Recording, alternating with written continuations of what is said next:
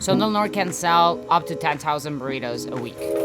We went viral for a carne asada, and then after that, it was our bean and cheese. Now we're very lucky, and every day for lunch and dinner, we have a different raw. Those carne asadas. Our characteristic is not to have rice. We fill them up with proteins like chicken and steak and shrimp. I was raised in Tijuana when I was younger. My mom will pack a couple burritos for me and make them in the morning, and then I will go and sell them. A lot of the flavors here are based on my mom's cooking, and that's the way that my family show love, and it was through food. That means that I'm sharing love to everyone else in order to make these thousands of burritos that we make weekly.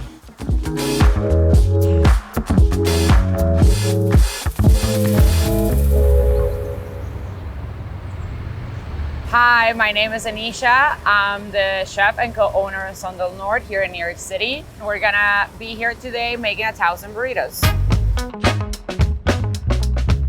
So we are in Sondel North, our West Village location. This is 900 square feet. So this is basically it. We use the right side to prep mostly, and then we use the left side as the entire line of production. So the first thing that we do in the morning is the beans. We go around 400 pounds of beans a week, and we're just gonna let it simmer. Is it Mayacoba bean or Canary bean? It grows the size a little bit bigger. It's not as waxy as a black bean. The bean and cheese burrito is because I love beans, and that's my favorite burrito. My entire idea was like, why we don't make it like a grilled cheese? You know, when you get the crust of the grilled cheese, I was like, instead of like only having cheese, let's make beans. So that's where this idea came from. It wasn't that popular until people start talking about it, and now it's like, she's the it girl of our burritos. So let's go over and make this salsa.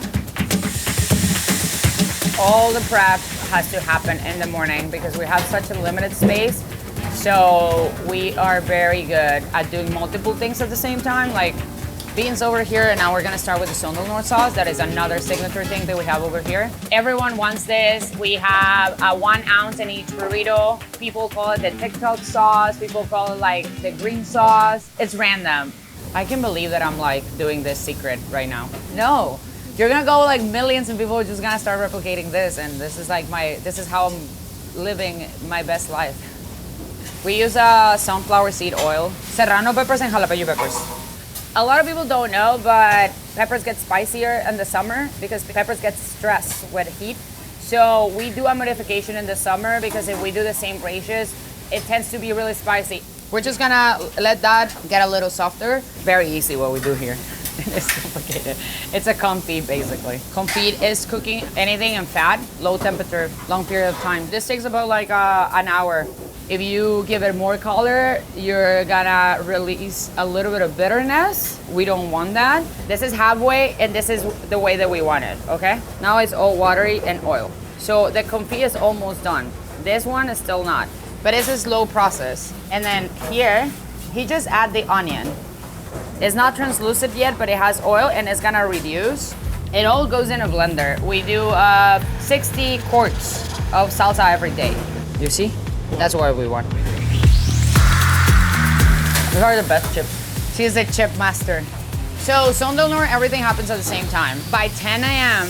when the service starts, we wanna have the prep all move into that direction. Now they're grilling the meat. They start with, I think, 60 pounds. This is our chicken. Northern Mexican food is about grilling. I love grilling. Tijuana, everything has a grill and it's cold. So you get like super charred flavors, big proteins. That's what we do every weekend. Like you bring anything and you grill it. Part of being authentic was having a grill. Asado means grill. That's it. And asado is not a flat top. It's not in a pan. Asado has to be a grill. 1000%. Perfect grill. And juicy. Okay, guacamole. We're gonna do the guacamole for the day. This is the first step. We pass it through the rack instead of having like all the halves in a bowl and then mixing it by hand. We're basically like making a paste of avocado. I tell them not to mix it a lot once it is like this because then it will get watery. Avocado is a fat, so we don't want it to be in a lot of movement because it gets watery. Yeah, I'm doing a couple hundreds and I have a dishwasher. It gets annoying to do it at home like this. I don't do it at home. We are doing 2 cases today, which is 48 avocados per case. So this is serrano, like a little bit of lime juice, because if we blend the entire lime juice here with the friction of the blades, it's gonna oxidize the lime. And then we get like a paste. If you are making guacamole at home, chop your onions incredibly fine and add salt in a bowl with it, and then let it sit for a while. And you will see the difference and how the flavor changes. And it's not that strong. Also stop for the name of God putting like garlic to guacamole. Leave that idea alone. Or powders, or like, oh, let's put a garlic. No. Okay, so we're done with the guacamole. We're gonna do beans. We've been cooking the beans for 3 hours. They're super tender. Pinto beans has a thicker skin. The skin that the Mayacoba or the canary beans has is way thinner, which allows them to fry easily, and then you don't find these pieces of like skin when you're refrying beans. We're doing 2 batches. It's a quarter of diced jalapeno. So I like to add little by little, which mash them by hand. So you get like, you see the pieces having this consistency. You see how creamy it's getting? So our beans are more like a spread. You can see here, they're not like whole. Since they're seasoned very well, they should have like a good flavor right now. It's very hot, okay? So good, right? Wow. This type of beans, you will not find them anywhere in the city. But I think food in general is generational. The more you follow those simple steps that you grew up with, and they make you feel happy, life is about that, right? So we're just supposed to share all those things. My team is gonna finish the beans right now. We still have 3 times to do this. Let's do it. We're gonna go downstairs and make sure that portion of the prep is being executed. Every basement in New York City is on the sidewalk. We all have irrational fears of falling down on these stairs. Just watch your head aquí, okay? Welcome to my basement. Our basement is incredibly tight. This is, comment here. Tortillas, all portion steak. Salsitas, that is the Son del Norte sauce, and then cheese. This should be empty by a certain point today before all those orders arrive. And the shrimp is on the bottom. 250 pounds daily, probably. She's doing the pico de gallo. This preparation, it was very important for me. This is for our shrimp burrito, because I'm not a huge fan of the tomato being like in big chunks. So we dice it with the dicer, and then she's gonna do a mix with the onion and the jalapeno. So she's gonna do like a paste. That is gonna go to the pico de gallo and then lime juice. So we cut the shrimp small and we throw it on the planchas. We had questions of like, oh, how many shrimp is in the burrito? I don't know, 12, 20, because we cut it really small. My burrito is the best in the city. I don't know other burros, but here, I know. This is a steak. This is the Son del Norte steak.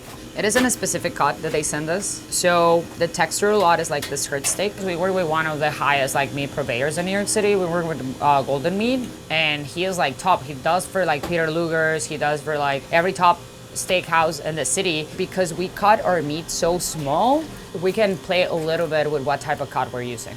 So what Marco's doing behind here is taking all the fat out. He put oil already, but you see the difference. So we have a nice piece of fat, still nice grain. The carne asada burrito is inspired on this taco spot in Tijuana called El Poblano. My mom's been going there since she's like 14 years old. That's more than 50 years. So I was aiming for that flavor of the steak. So we're gonna wrap up the prep. I think they have probably chicken still to do, so we should go.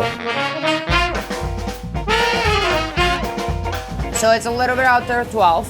People start coming at lunch hour. We actually about to start getting busy, so I'm gonna help in the line a little bit. We're gonna go through some tickets, and I'm gonna show you guys all our burritos. Jasmine. The way that we make the burritos is basically an assembly line. So we have our backups of steak and meat right here. Chicken, steak, and then we have beans as well. Then over here, we have our tortilla warmer, which is, it actually is a crepe maker. And we usually will be someone here calling the tickets. Aquí regálame guacamole. Someone there chopping the meat or grilling meat. And then we're gonna have a builder, and then we're gonna have someone that's gonna be in the grill flipping burritos, even grill or griddle. The thing that I like is like starting here, and then he will put cheese, and then he will finish it. How I make 1,000 burritos, I mean, saying I is a mistake. We have an amazing team, honestly. They're very good at what they do. I don't think that it has to do a lot with if I show them how to do something or not. Y luego tenemos un breakfast con extra steak, no pico. And also I'm very specific about the way that the line is set up. It's kind of like, everything has to be like a dance when you're cooking. The idea it was that people can get out of here in less than 10 minutes with a well-done burrito. Generally in an hour that is lunch hour, like we have 2 big rushes that it will be the lunch hour. That starts at 11:30 to 2 o'clock, we'll say. And then we have another one that starts from like 5:30 to 7, about 130 burritos, 200 burritos for those 2 hours. So carne asada, this one especially, I got inspired by my favorite taco spot in Tijuana, El Poblano. So I tried to take a version. So we did beans and then we're going with cheese. And in this case, we put grilled onions, almost caramelized. I like the sweetness of it. And then we have the acidity of the salsa. This is a salsa roja. All our sauces, except for the Son del Norte sauce, they're raw. For me, it keeps freshness. So a big scoop of guacamole, and we're gonna fold it. Folding technique, hug, just mash it a little bit, make a rectangle, bring it all the way up, and then you wrap it. I like to tuck their corners so they're safe and sound.